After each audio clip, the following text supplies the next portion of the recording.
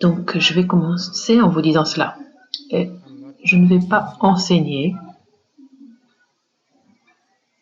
Je ne vais pas enseigner ce sutra, ni aucun sutra.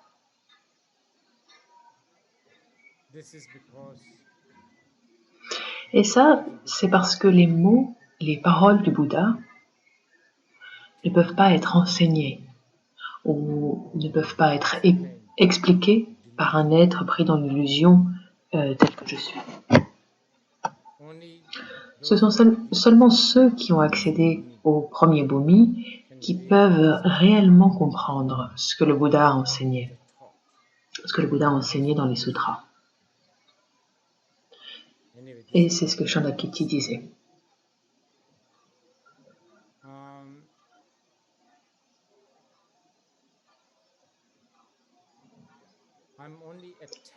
Je vais juste essayer de créer une sorte de curiosité à commencer par moi-même, et j'espère que ça pourra aussi être le cas pour les autres. De manière à ce que les personnes puissent avoir une espèce d'intérêt, une espèce de curiosité, un appétit pour le Bouddha Dharma en général, mais en particulier pour les sutras. Et je vais faire cette tentative, je vais tenter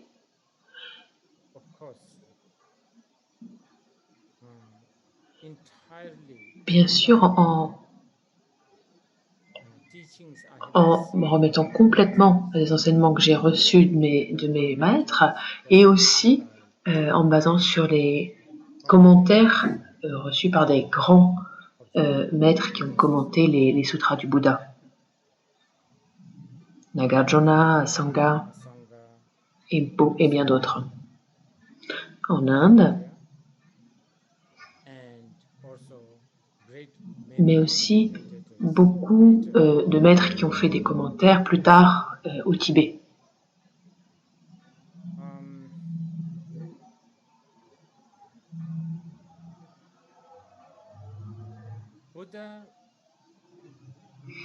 Le Bouddha a enseigné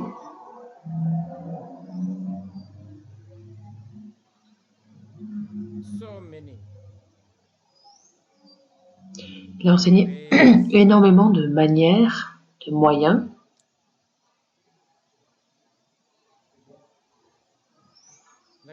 en réalité d'infinies manières. Et quand on dit 84 000, en fait, c'est un petit peu... on dit ça pour les personnes complètement prises dans l'illusion comme nous, qui avons besoin d'avoir un point de référence. Donc cette notion de 84 000 est là, en effet, mais en fait, le Bouddha a enseigné beaucoup plus que 84 000. Mais pour les personnes comme nous, pour que l'on comprenne les enseignements du Bouddha, je pense que c'est important, dans un premier lieu, de savoir que les enseignements du Bouddha, quand on dit enseignement, on ne va pas seulement en parler, on ne fait pas seulement référence à des enseignements qui sont dans le contexte, par exemple, des enseignements qui auraient été écrits ou dits, quelque chose qu'on pourrait entendre, qu'on pourrait écouter, qu'on pourrait lire. Le Bouddha a enseigné de beaucoup de manières, sous beaucoup de manières. Et en réalité, très souvent,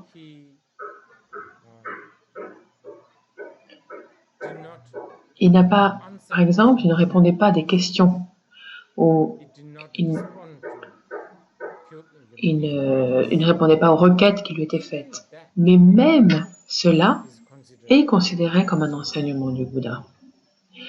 Et l'exemple assez connu, par exemple, juste après qu'il se soit éveillé sous l'arbre de la Bodhi, la première chose que le Bouddha a dit, Il a dit « J'ai trouvé une vérité qui est profonde, qui est brillante, qui est non composée, qui est lumineuse, etc. Mais personne ne va m'écouter, personne ne va pouvoir entendre cela. Personne n'est capable d'entendre cela. Et de ce fait, je vais demeurer dans la forêt, je vais rester dans la forêt,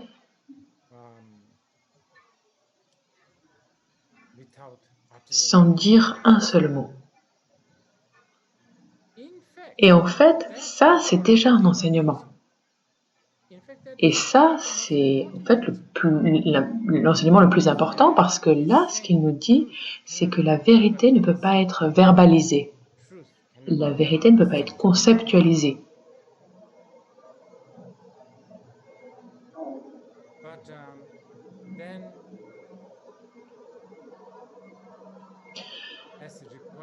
Mais ensuite, comme beaucoup de ses disciples en ont fait la requête, comme Indra, Brahma, Shiva, les Kali, et aussi par la suite les grands bhikshus et les grandes bhikshunis, comme Shariputra, Sherpa, et ensuite bien sûr les grands bodhisattvas et tous les mahasattvas, comme Avalokiteshvara, Manjushri, lui ont fait la requête de beaucoup d'enseignements. Et ils ont fait la requête pour le bien des êtres sensibles. Et donc, du fait de sa compassion, en fonction des différentes capacités des différents êtres, il a enseigné. Et il a enseigné de différentes manières. Et par exemple, en fonction des différentes capacités, des différentes facultés, en fonction d'où venaient les êtres, etc. Et parfois, je dirais même aussi en fonction de l'urgence. Par exemple, Rinpoche a dit quelque chose en tibétain.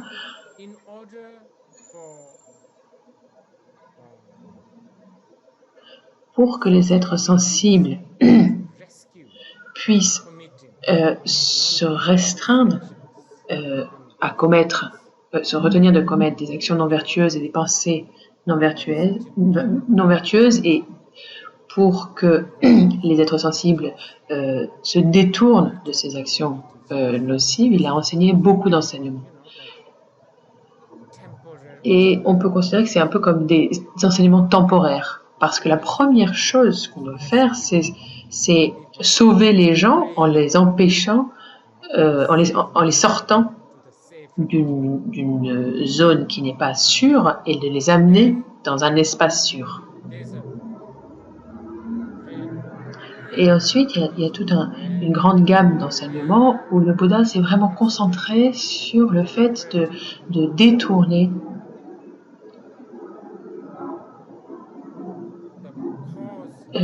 la cause racine qui cause l'expérience du samsara, qui est à la base de l'expérience du samsara.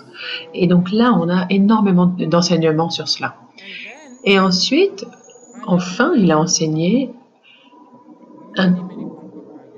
une myriade d'enseignements qui se concentraient sur le fait de se détourner de tout type de vue.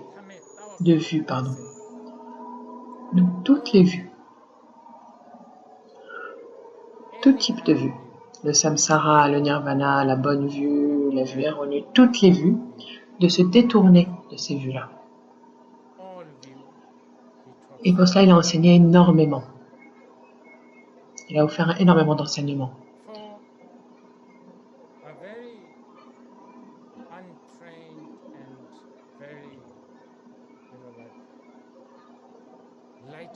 Pour des personnes peu entraînées, comme nous, et peu motivées, souvent quand on lit ou quand on écoute ces enseignements bouddhistes, ils peuvent parfois nous paraître un peu contradictoires. Mais en fait, ils ne sont absolument pas contradictoires. Tous ces enseignements sont directement ou indirectement, d'une manière ou d'une autre, fait là pour amener les êtres pris dans l'ignorance à voir la vérité finale.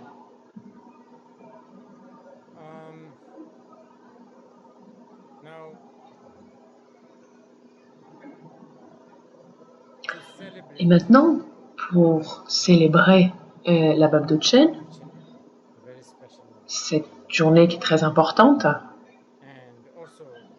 et aussi pour célébrer 84 000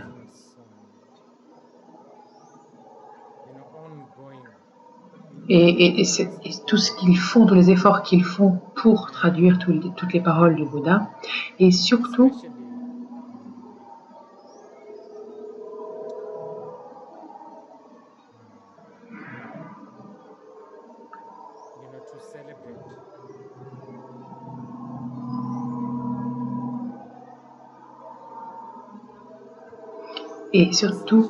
pour célébrer la traduction de ce sutra en particulier. Aujourd'hui, je vais, je sais pas, peut-être que la meilleure chose que je puisse faire, c'est de vous donner une introduction assez vague sur ce sutra pour les personnes d'entre vous qui ne sont pas familières, qui ne le connaissent pas encore très bien. Donc, Avatamsaka Sutra est un très très grand sutra. Je crois que, dépendamment de l'édition dont on parle, on est sur 4 volumes, quelque chose comme ça, quelque chose d'assez important.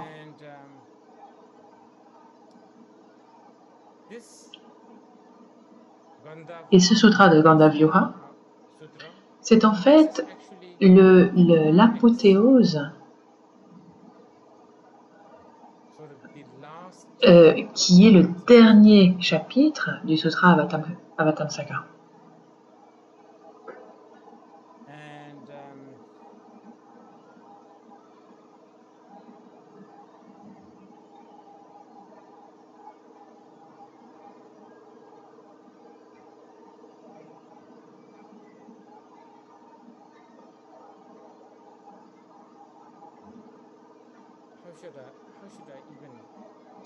Et comment pourrais-je articuler tout cela? Vous savez, dans notre monde mondain, parfois on utilise des mots comme, on va utiliser des termes comme par exemple infini. Mais qu'est-ce qu'on veut dire quand on dit infini? On le dit un petit peu comme ça sans s'en rendre compte, on va dire ah c'est infini, ou ça va au-delà des mots. Ou parfois on dit ah ça va au-delà de tous les concepts de l'esprit. Quelque chose qu'on ne peut pas vraiment saisir, quelque chose qu'on ne peut pas vraiment exprimer, qui va au-delà des concepts.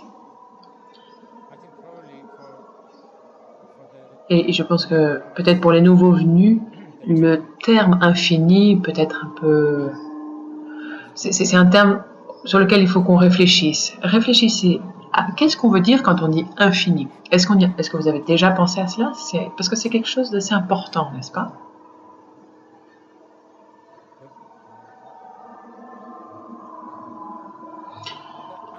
L'idée d'infini est aussi importante que l'idée de 1, 2, 3, 4, 5. Si l'infini est abstrait et arbitraire, alors 1, 2, 3, 4, 5 est tout aussi abstrait et arbitraire. Ça ne sert à rien. Donc l'infini doit être important. Mais en général, on n'y pense pas et on dit juste comme ça, sans s'en rendre compte. Maintenant, est-ce que vous souhaitez en savoir plus sur l'infini? Voilà ce que le sutra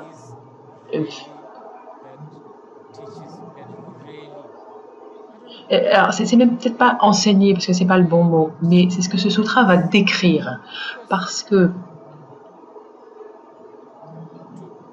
pour pouvoir articuler, pour pouvoir exprimer l'inexprimable, pour exprimer l'infini, c'est très difficile. Et vous avez besoin de tous les paramètres. Et tous les paramètres vont vraiment au-delà de notre compréhension. Et j'essaie un peu là de passer d'une idée à l'autre pour que vous puissiez avoir un peu l'idée. Si vous lisez ce sutra de Avatamsaka, depuis le début, il y a à peu près une centaine de pages qui consistent en une liste de noms des Bouddhas, des Bodhisattvas et de tous les auditeurs qu'il y avait lors de ces enseignements. Et si vous regardez de manière attentive toutes les personnes qui sont là, par exemple là dans notre esprit tout de suite maintenant, et avant que je dise, il faut que je vous dise quelque chose avant cela. Si on regarde une perspective historique, le Bouddha Dharma vient de l'Inde. Donc on peut dire ce sutra vient de l'Inde. Et rappelez-vous, l'Inde est aussi le pays qui nous a offert cette notion de zéro. Imaginez ce que c'est que cette idée. Qu'est-ce que c'est que zéro? Il l'appelle aussi shunya, ce zéro. Qu'est-ce que c'est que ce zéro? Et pourtant, on a besoin de zéro tout le temps. Sans zéro, comment les businessmen pourraient faire leur business? Sans le zéro, il n'y a absolument aucune base aux mathématiques. Sans le zéro, tous les algorithmes, toutes les sciences des ordinateurs ne marcheraient pas. L'un nous a donné le zéro et l'un nous a aussi donné le sutra d'Avatamsaka. Et elle nous a aussi donné le sutra de Gandhavyuha. Et si vous pouvez apprécier ce zéro, donner de la valeur à ce zéro, alors vous pouvez aussi apprécier l'infini. Parce que vous ne pouvez pas vraiment choisir et se dire « Ah oui, j'aime bien le zéro, mais par contre, toute la partie sur l'infini, c'est trop abstrait pour moi. » Non, on ne peut pas faire ça. Et pourtant, c'est ce que font les êtres humains. Bon, enfin, c'est juste sorti de mon esprit comme ça, donc je partageais ça avec vous. Donc je voulais vous dire cela. Mais le sutra d'Avatamsaka, si on revient à cela,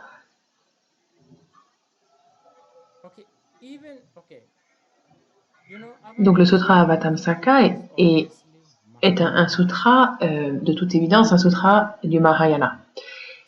Et ce mot Maha peut être très décevant, parce que je pense que Maha, on l'interprète toujours comme quelque chose de grand, parce que en Inde, il y a même le Coca-Cola Maha, il y a le petit Coca-Cola et le grand Coca-Cola. Et donc ce grand Coca-Cola, il l'appelle le Maha-Cola.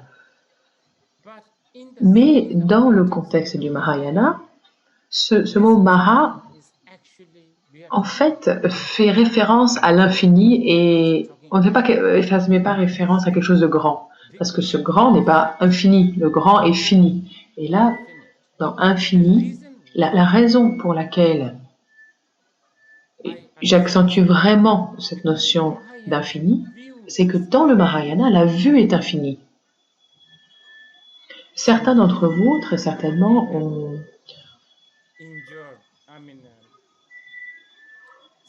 eu un peu de la difficulté à lire le livre que j'ai écrit que j'ai écrit, je crois, il y a 15 ans par là.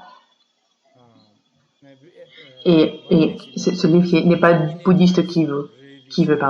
Et dans ce livre, je dis que toutes les choses sont impermanentes, que toutes les émotions sont souffrances, que rien n'existe, n'a une nature existante, et que le nirvana va au-delà des concepts. Et ce que je dis, c'est que s'il y en a un de ces quatre qui manque, alors vous n'êtes pas bouddhiste. Il faut posséder ces quatre-là. Maintenant, attendez juste une seconde. Écoutez ça. Le Bouddha a demandé à un moine, si tu regardes un monticule de détritus et que tu montres ce monticule et que tu dis « Ah, c'est un monticule de joyaux », est-ce que c'est vrai? Est-ce que c'est correct ou est-ce que c'est faux? Et donc le moine lui dit, bien sûr, c'est faux. Et le Bouddha dit oui. Et de la même manière, si vous montrez ces 4 sceaux, toute chose composée est impermanente, etc., ces 4 sceaux, le monticule de ces 4, si vous regardez cela en disant c'est ça le Mahayana, ça revient exactement à la même chose que de regarder un monticule de détritus en disant que c'est un monticule de joyaux. Vous voyez? Et c'est ça, c'est comme ça que c'est Maha. Et quand on dit les 4 sceaux sont le Mahayana, le Maha, pardon, là on est dans quelque chose de fini, pas quelque chose d'infini. C'est pour ça que cette boîte, ça rentre dans une boîte. Et en fait, il faut aller au-delà de cette boîte. Donc, si vous voulez vraiment explorer les sutras du Mahayana, alors vous devez vraiment donner de la valeur et apprécier ces qualités infinies et essayer réellement d'avoir une espèce d'esprit ouvert. En fait, ce que je vous demande ici, c'est une ouverture d'esprit. Et quand les organisateurs m'ont demandé de faire cela, j'ai pensé tous ces derniers jours et j'ai lu tout le sutra, bien sûr pas celui de Avatamsaka, mais en tout cas le sutra de Gandhavyuha, qui fait déjà 800 pages, donc c'est déjà aussi assez long. Et donc j'ai dit aux organisateurs que je le ferais juste comme quelqu'un qui, d'une certaine manière, qui pense de manière dévouée, qui a une dévotion envers le Bouddha et ses enseignements. C'est absolument impossible pour moi, ne serait-ce que de déchiffrer cette voie d'une manière académique et scientifique. Parce qu'à partir du moment où on commence à faire cela, alors on a tout perdu. Il faut vraiment qu'on regarde cela. Et pour beaucoup d'entre vous, ça va peut-être vous donner l'impression que je vous demande d'avoir une foi aveugle. Et en fait, c'est pas du tout ça. Je ne vous demande pas d'avoir une dévotion aveugle. Ce que je vous demande, en fait, c'est si vous croyez que les choses sont juste 1, 2, 3, 4, 5, 6, c'est ça la dévotion aveugle. Si vous êtes bloqué dans ces concepts-là, alors c'est ça la cécité. Si vous pensez que les formes c'est toujours des carrés, cercles, des demi-cercles, des triangles, là vous êtes bloqué. On est bloqué dans cette espèce de cécité, on est fixé aux choses. Et il faut qu'on pense de manière plus grande. Donc si vous lisez le Sutra Avatamsaka, vous allez vous remarquer que même l'audience, les personnes qui écoutaient, il y a longtemps, le professeur Steve Goodman, qui est un très bon ami à moi, on parlait de ce sutra, Avatamsaka, et à un moment, on va voir un film, on va voir Star Wars. Je crois que c'était le 4e épisode ou quelque chose comme ça. Et après le film, on va prendre un café, on prend un café, et Steven Goodman me dit, tu vois, le Sutra Avatamsaka est vraiment des millions de fois plus puissant que Star Wars. Et je ne savais pas exactement de quoi il parlait, mais en fait, dans notre petit esprit, je peux maintenant comprendre pourquoi il a dit ça. Parce que si on lit si on lit le nom des personnes qui étaient dans l'audience pendant le Sutra d'Avatamsaka, on va se dire bon, c'était un enseignement du Bouddha et l'audience c'était juste des êtres humains normaux. Mais non, c'était des dieux, des fantômes, des demi-dieux, des asuras, des gandharvas. Et je parie que certains d'entre eux avaient même 2 têtes. Je suis sûre qu'il y en avait certains d'entre eux qui avaient des bouches sur leur ventre. Je suis sûre que Certains d'entre eux ressemblaient à une espèce de fantôme qui passe, mais comme je vous ai dit avant, si vous pensez ah ok ça c'est un conte de fées bouddhiste, alors je suis désolée, ce sutra n'est absolument pas pour vous. Et alors à ce moment-là, lisez Alice au pays des merveilles et contentez-vous de cela. Mais par contre, si vous pouvez aller au-delà de ce petit esprit, même juste en lisant la liste des disciples qui écoutaient, et c'est déjà absolument incroyable. Il y avait des personnes absolument incroyables, c'est vraiment incroyable.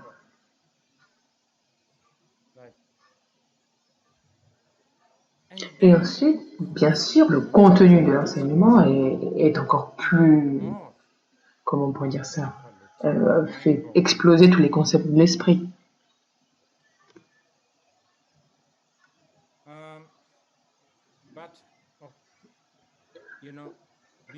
Mais on ne parle pas là de Sutra Vatamsaka, bien sûr. Là, je vous donne juste quelques. En tout cas, j'essaye de développer une curiosité, un appétit envers le Sutra de Gandavyuha.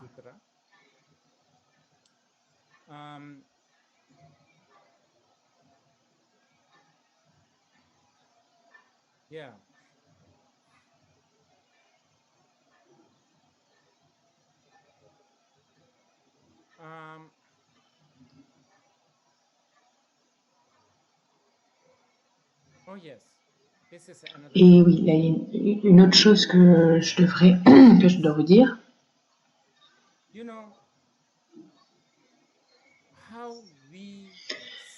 La manière dont on voit et dont on fait l'expérience des choses maintenant, par exemple, là maintenant tout de suite, je regarde l'écran. Et je vois absolument personne sur cet écran. Et donc c'est mon expérience, l'expérience que j'ai de cette pièce, j'ai l'expérience que je fais des quelques personnes qui sont assises autour de moi là tout de suite maintenant. Et j'imagine que beaucoup d'entre vous sont là en train de regarder leur écran, votre écran, et je peux juste imaginer que vous êtes en train de regarder votre écran et que vous me voyez. Et c'est à peu près tout ce que j'ai. Je peux juste imaginer que vous me voyez et que vous voyez de cette manière-là. Dans le contexte humain, c'est assez. Je ne prends pas de gros risques en disant que vous êtes tous, que vous voyez tous un homme chauve en train de crier sur votre écran. Donc, en tant qu'être humain, on peut être tous d'accord sur ça, j'imagine. Mais disons, par exemple, il y a un chat ou un chien ici. On ne sait pas comment ils vont percevoir cette situation, comment ils vont nous voir. Et je vous donne juste ça comme un exemple. Donc maintenant, imaginez le Bouddha, un être éveillé. Comment les Bouddhas voient le monde? Vous voyez, par exemple, nos yeux ont la capacité juste de voir. Même si on est myope ou hypermétrope ou si on a des cataractes, on peut voir. Nos yeux peuvent voir ce qu'ils sont capables de voir. Mais les Bouddhas peuvent non seulement voir, les yeux du Bouddha peuvent aussi entendre, les yeux du Bouddha peuvent aussi sentir des goûts, peuvent ressentir, avoir des sensations, et les yeux du Bouddha peuvent comprendre. Donc maintenant, essayez juste d'imaginer que ça c'est la vue du Bouddha. Et les bodhisattvas aussi. Il y avait beaucoup de Bouddha et bodhisattvas, et c'est leur manière de voir comment le monde fonctionne.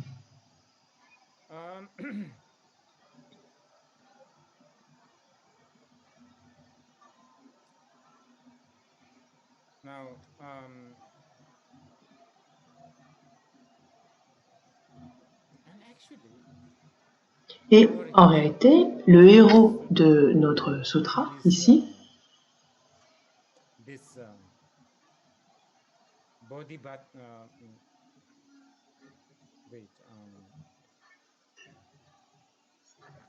il s'appelle Sudana.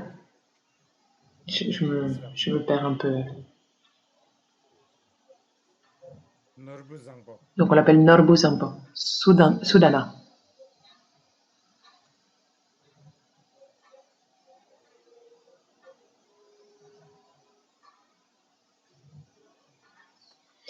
Même Sudana, c'est assez intéressant. Souvent, on se réfère à lui comme le commerçant, et ça, on y reviendra.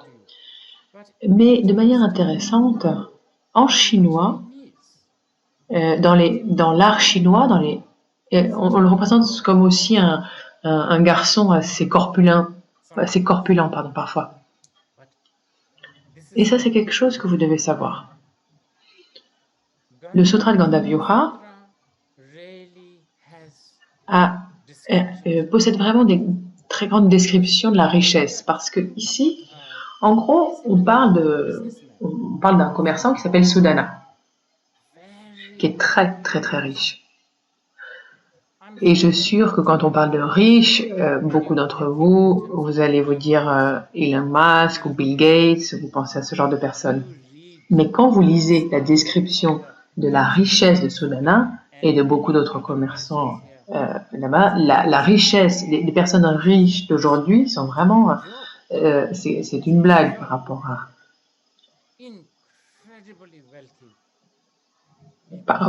rapport aux personnes incroyablement riches décrites dans le sutra.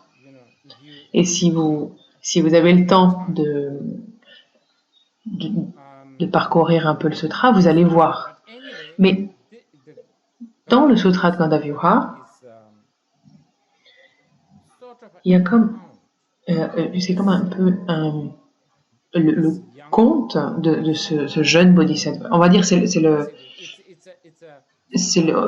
raconte le pèlerinage de Sudana. C'est son voyage, en gros.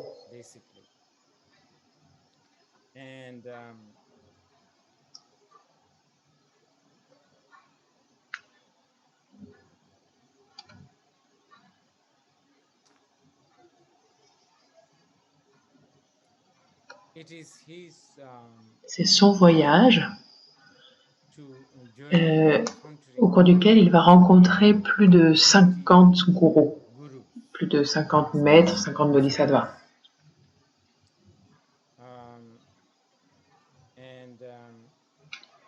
Et chacun d'entre eux est juste...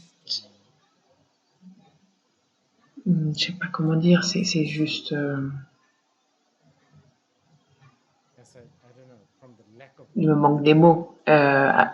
Avec mon manque de mots, je dirais, ça fait exploser tous les concepts de notre esprit.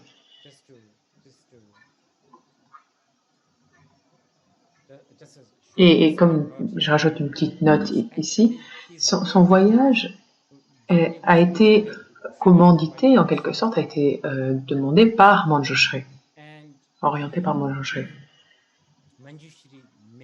Et en gros, c'est Manjushri qui a éveillé en lui cette curiosité. Et il lui dit, bon, je ne sais pas pourquoi il parle du sud, mais en tout cas, Manjushri lui dit, va vers le sud et cherche ce maître-là. Si tu veux connaître la voie infinie du Bodhisattva, dirige-toi vers le sud et essaie de trouver ce maître. Et donc, il va à cet endroit et il trouva ce maître, et ce maître à son tour, donc lui donne beaucoup d'enseignements, etc. Et ce maître, à son tour, va lui, encore une fois, l'encourager à aller plus loin en direction du sud. Et il lui dit, il faut que tu rencontres ce maître, et il faut ou cet maître, et que tu entendes des enseignements de sa part. Et en fait, je pensais, parce que c'était vraiment pas du tout possible de parcourir chacun des maîtres, donc je vais juste en choisir peut-être un de ces maîtres-là. Et beaucoup d'entre eux sont des femmes. Il y en a même une qui est une prostituée, avec qui il a même une relation intime. C'est son gourou.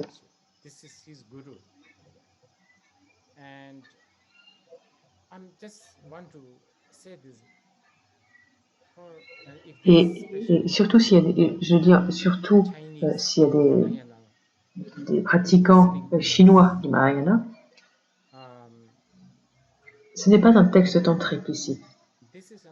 Et ce n'est pas un texte Vajrayana. Mais pourtant, c'est vraiment un texte purement Mahayana. Et je dirais même que le Sutra Vatamsaka est un des sutras les plus honorés, le plus révéré dans la société chinoise. Donc, si vous pouvez, c'est important de vraiment regarder le fait que ce grand héros a eu divers maîtres, pas juste des moines, pas juste des hommes, mais beaucoup de femmes aussi. Et une de ces femmes est d'ailleurs une courtisane, une prostituée en gros. Et donc ces choses font partie de cet infini dont je vous parlais tout à l'heure. Mais je vais choisir celui-là. Je crois que c'est le 15e gourou. Je ne suis pas très très bon avec ces... J'ai pas vraiment fait un arrangement très académique, mais je crois que c'est le numéro 15.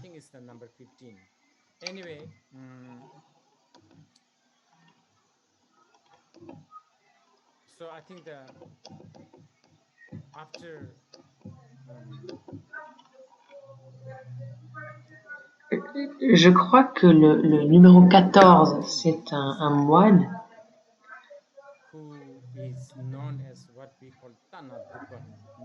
et c'est en gros un moine qui est très très beau. Et donc, auprès de ce moine, il a reçu énormément d'enseignements, il a appris énormément. Et le moine lui dit finalement, maintenant tu as besoin d'aller à cet endroit-là en particulier et tu dois apprendre de ce maître-là. Et le nom de ce maître, c'est...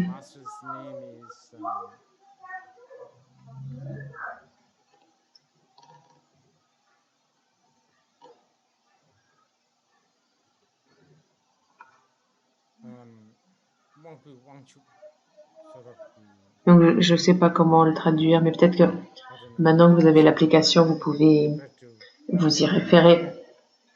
Parce que je ne suis pas très bon traducteur. C'est un petit peu comme le seigneur des seigneurs. Et donc, c'est un jeune garçon. Donc, allez voir. Va le voir et demande-lui, encore et encore. Comment un bodhisattva devrait se comporter? Comment un bodhisattva doit-il être diligent? Et comment le bodhisattva peut-il accroître son courage? Et comment un bodhisattva peut être invincible, ou en quelque sorte courageux? Et comment le bodhisattva peut générer en lui des aspirations très puissantes? Et il lui dit, donc essaie d'aller à cet endroit pour trouver ce bodhisattva-là. Et des larmes dans les yeux, Sudana, le disciple, et bien sûr avec tout son entourage, parce c'est un homme très très riche, donc des larmes dans les yeux, il dit au revoir à ce 14e gourou. Donc vérifiez si c'est vraiment le 14e. Et donc après plusieurs années, et encore une fois, vous devriez vraiment écouter ça dans un contexte d'infini. Parce que le voyage en lui-même a pris à peu près une centaine d'années ou 200 ans. Donc si on pense avec de manière limitée de penser, de manière ordinaire, ça marche pas. Donc, dans tous les cas, Sudana part. Donc, il dit au revoir à ce 14e gourou, et il va absolument partout en quête de ce 15e gourou. Et finalement, au confluent de la rivière, il voit en fait ce petit garçon avec 10 000 petits camarades qui jouent autour de lui. Et tous jouent dans le sable sur la plage. Et imaginez l'image que ça représente. Ils jouent, ils s'amusent et ils s'amusent sur la plage. Et le grand Sudana va voir ce petit garçon.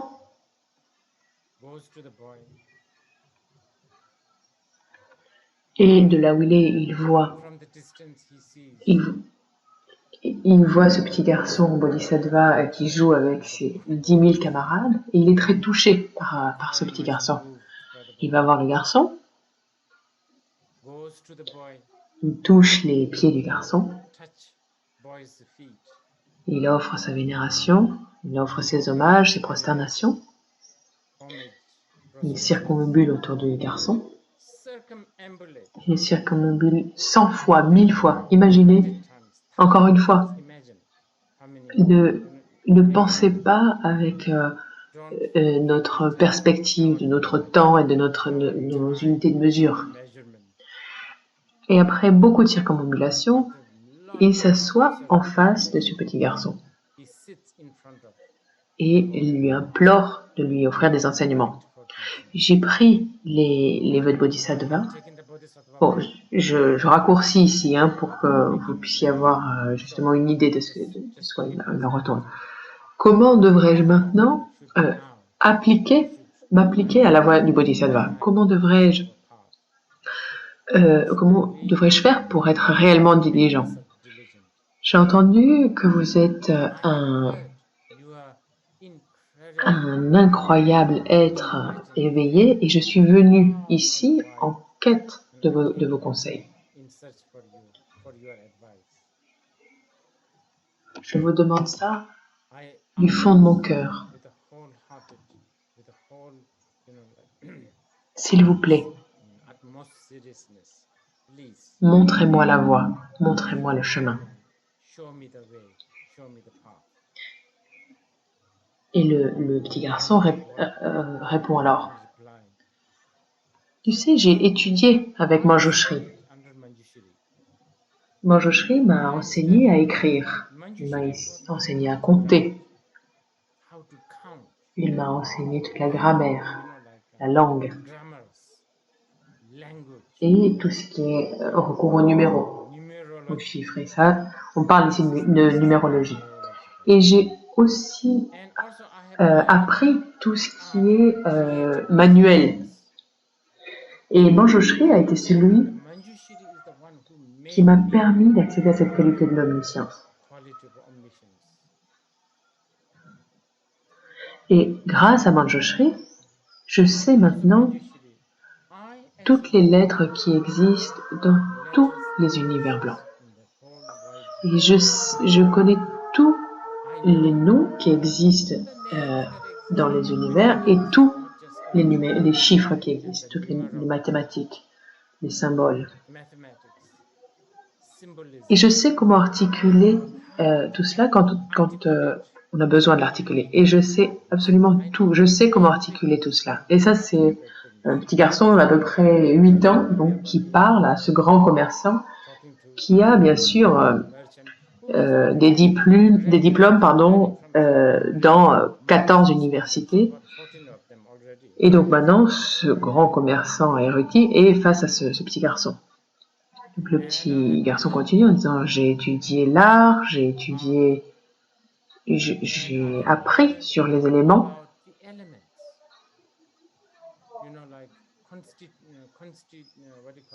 sur comment sont constitués les êtres. J'ai appris à guérir les personnes de l'aliénation qui est causé par tout type de poison, pardon. Et je sais comment épancher la soif de tous les types de soif.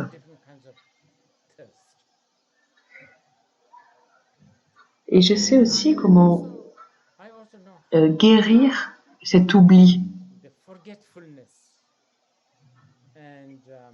Et quand on est possédé par les démons.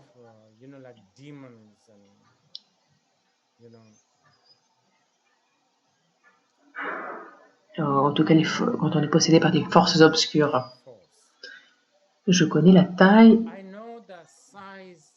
et les quantités de tout type de villes, de toutes les villes religieuses, des marchés, des restaurants.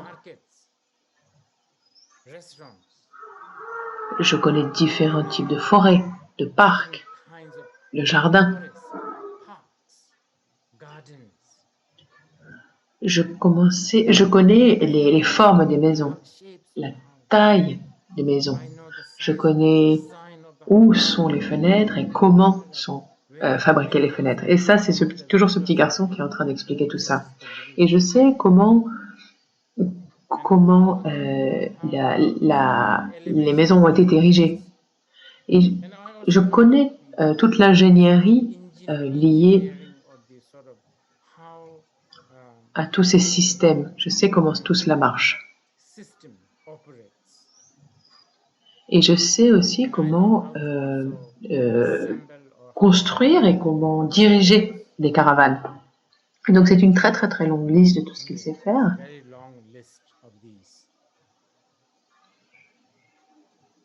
Je sais aussi, je connais aussi la science et la vérité des vertus et des non-vertus. Je sais ce qui amène la souffrance aux êtres sensibles. Et je sais aussi, ce qui amène à l'accomplissement des Shavyaka et des pratiquants Bouddha et ce qu'ils amènent à l'état de Arhat. Et non seulement je le sais, mais je permets à beaucoup de personnes de pouvoir arriver à cet état de Arhat ou cet état de Bodhisattva. Et ça, je passe mon temps à aider les personnes. J'aide les personnes à aller au-delà de leur référence. Je purifie les obscurcissements des personnes, je lave leurs souillures et je les purifie complètement. Je les rends lumineux. Je les rends ouverts.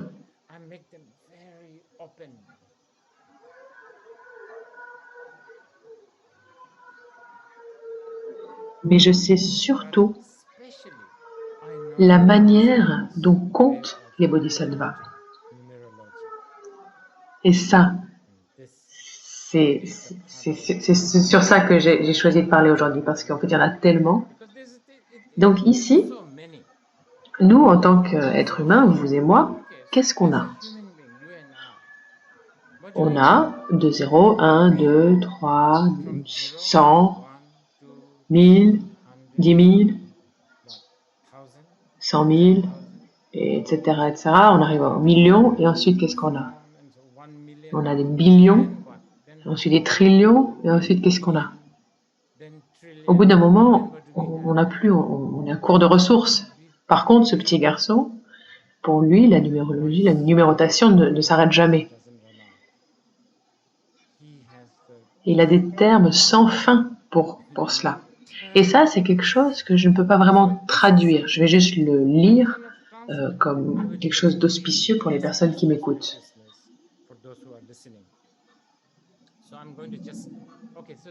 Donc ça, ce sont les nombres, comment on dit, les trillions, qu'est-ce qu'on a après trillions? Des zillions et des zillions. C'est tout ce qu'on peut dire, nous, en tant qu'être humain. On ne peut pas aller au-delà de ça. Mais par contre, pas ce petit garçon. Ce petit garçon.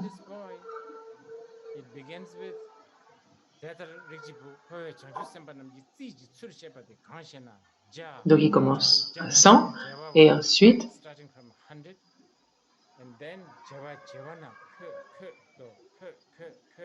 na tagu na tick na tam so tam na nyang ni na gang ya na ben na churu na jak jik na jing na chem na chal na chu na sar na chip na ya gangsa ya gana choma na tam tim na nap nubo nap nup na sang ju ye na tang ye na dra na sa ye na tung me na lam lum na yal yolo na chal na tu tung na sam che na dang deng na de ye na ho yeso na sang ya na cho na na yong ten na duk yo na sang ya na tik yugo ting yuk na yi cho na nap na tik tak so tim tap na yal lo yal na de yeso dang ye na tuk ya na shang na yago na tim na lop na shal ye na shal medo shal me na shal kordo shal kon na shal tim na gar shal na shal sang so shal na shal kago shal ka na shal pul na shal siu shal shi na cho chuna nyar na chak chik na sal na yo deng na pen na nang ya na rem do na zi dul na pin yol na na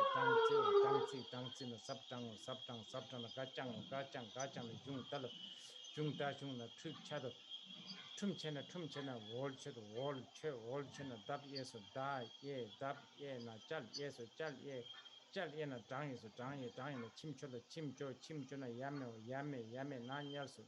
na nyal ye na dab na pen che na pang na kyu chang jung na chok yen na ta tul na yun jang na dun lob na lam he na lang ling na jap jip na i na jam ye na nga dang na he yal na ta chula lo je na bukti na kangum la lo na dang che na dong che la deba dang che la de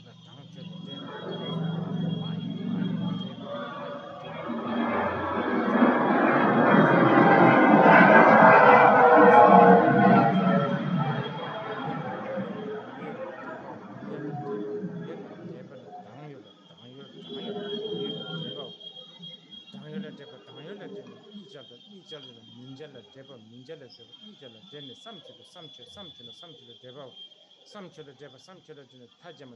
tajam pago Pakna, Paktala Jeba, Paktala Jeba, Paktala Jena, Jodmepa, Jodmepa, Jodmepa, Jodmepa Jeba, Jodmepa Jeba, Jodmepa Jena, Jodmepa, Jodmepa Jeba, Shindu Temba, Deidin, Jemipu, Pasu, Pakse, to me, Sedan Temba, Dubal, Dilla, Jemitu, Dinhi, Yodo, Shejavan, Jemitu, Jodmepa, and Jodmepa Jeba, Dinhi, Yodo, Sherabdichan, Tangzi, the Tangsu Jedo.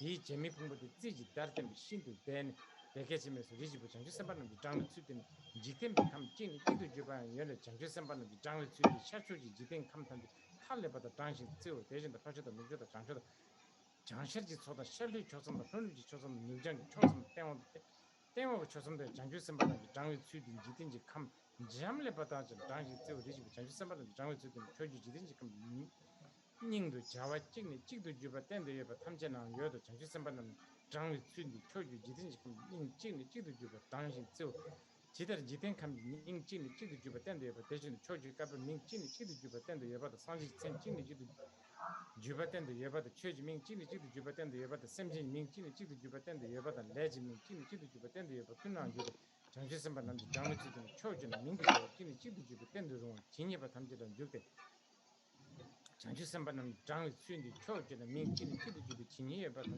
장신도 대다 리지부 포연이 정치 선비 이시 항와 최 탐지 셰버지 종한벌 셰버던데 디 셰버잖아 그래 정치 선비 도 탐지 장라주도 최주 탐지 장라주도 뒤숨지 장라주도 샘지 장라주도 최주분 탐지 장라주도 상제의 정치 선비 탐지 장라주도 최 탐지 민기 콜로 왕주로 대다리 쩨바시바 연den주ban 주임에도 유주ban so Donc si vous pensez que chacun de ces mots que je viens de réciter, chacun de ces mots,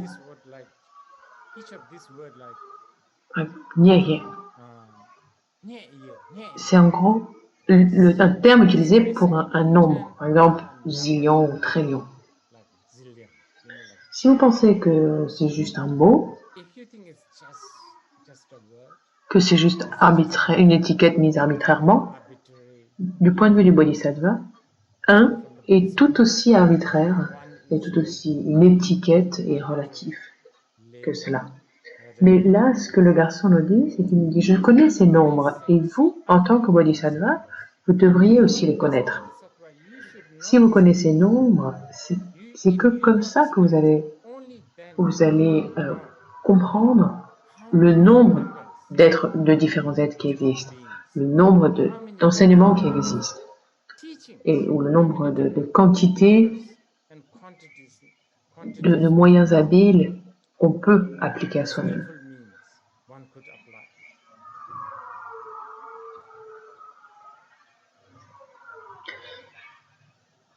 Et à partir de là, la manière dont je comprends, c'est que la manière dont le Bodhisattva entre en relation avec le nombre est complètement infini. Des personnes comme nous, on est complètement limité, donc en fait, on va penser à quelques nombres.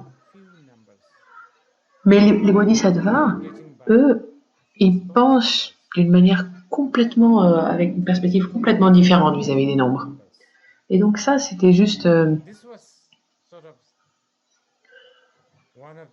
Donc, c'est la partie du pèlerinage que j'ai choisie pour aujourd'hui. Donc, ça fait déjà 1 heure qu'on parle. Mais ensuite, il y a chacun de ces 53 bodhisattvas, ces 53 gourous, sont complètement différents les uns des autres. Et ils se manifestent sous des formes différentes. Par exemple, il y en a un qui est un cuisinier, un chef, et comment il fait la nourriture, et toute cette nourriture absolument merveilleuse. Et il y en a un autre, par exemple, c'est un parfumeur.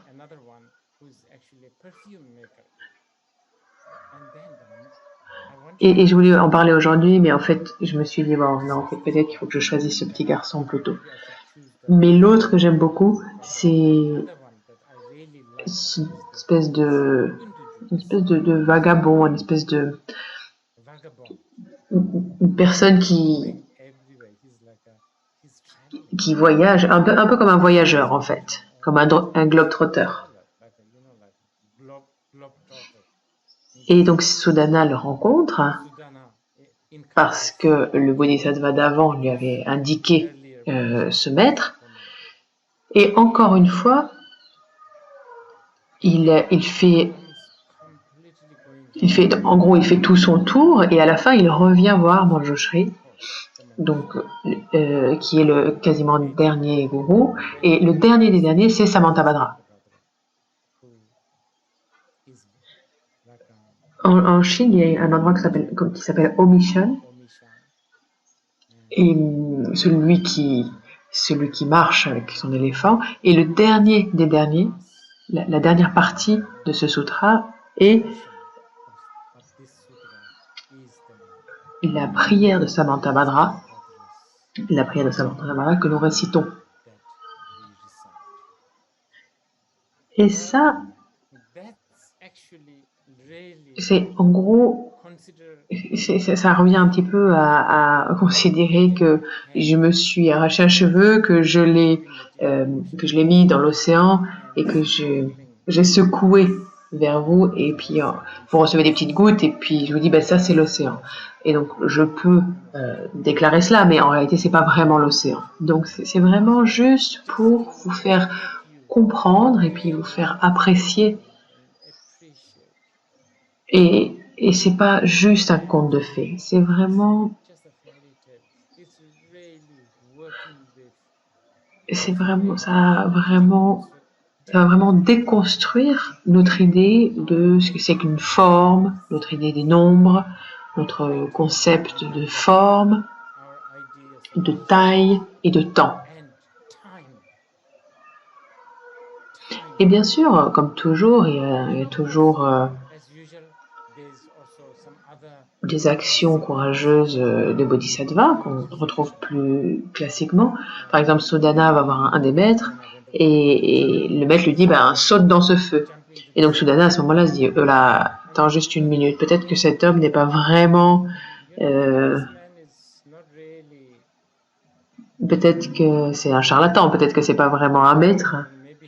Donc moi j'ai un corps humain précieux, donc pourquoi est-ce qu'il faudrait que je me porte préjudice en sautant dans ce feu-là? Parce qu'à ce moment-là, je vais mourir et ça sera définitivement la fin. Et à ce moment-là, tous les dieux, tous les Bouddhas, les Bodhisattvas se manifestent et les uns après les autres lui disent à Sudana, non, ce Bodhisattva est vraiment le maître suprême qui pratique la patience. Et donc il y a cette rencontre-là, par exemple. Et donc j'espère vraiment que ça va au moins vous donner un non-intérêt pour ce sutra. Donc évidemment, ne pensez même pas à couvrir tout le sutra. On ne peut pas couvrir tout le sutra. En tout cas, ça c'est sûr, pas le sutra Avatamkara et ni celui de Gandavyoa. Mais en même temps, j'ai même pas réussi à finir les notes que j'avais écrites, qui étaient en fait juste 2 pages. Je voulais partager avec vous 2-3 choses, mais en fait c'est infini. Mais en tout cas, j'espère que au moins ça a pu faire un petit peu de sens pour certains d'entre vous.